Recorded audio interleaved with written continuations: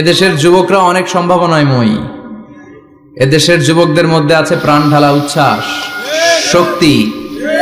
যুবকদের দেহের রক্ত গরম না? এই গরম রক্তগুলারে ইসলামের কল্যাণে কাজে লাগাতে হবে। আমাদের মুক্তিযুদ্ধে যারা লিড দিয়েছিল তারা কারা? যুবক না? কিছুদিন আগে কোটা আন্দোলন হয়েছে না, একটা লিড দিয়েছে যুবকরা। তারপর নিরাপদ সড়ক চাই, লিড দিয়েছে কারা? বুড়া মুরব্বীরা, যুবকেরা। এজন্য যুবকেরা, তোমাদের ইবাদত আল্লাহর কাছে অনেক প্রিয়, তোমাদের কাজগুলোর দাম আল্লাহর কাছে অনেক বেশি। In the day of judgement, কিয়ামতের দিন আল্লাহ তাআলা 7 শ্রেণীর ব্যক্তিকে তার আরশের নিচে ছায়া দিবে। এর মধ্যে দুইটাই হচ্ছে যুবক।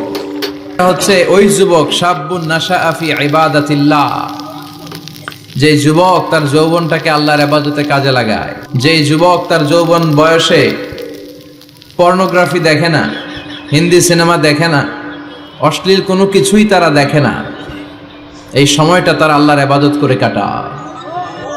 আর আরেক শ্রেণীর যুবক, যেই যুবককে পাপ কাজের জন্য, পরকীয়ার জন্য অফার করা হয়।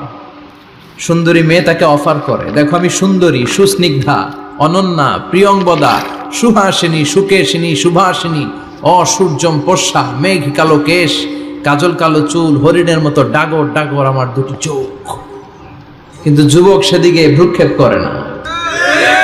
ওই যুবক বলে, ইন্নী আখাফুল্লাহ, আমি একজনকে ভয় পাই, তিনি কে? যাদের হৃদয়ে আছে আল্লাহ।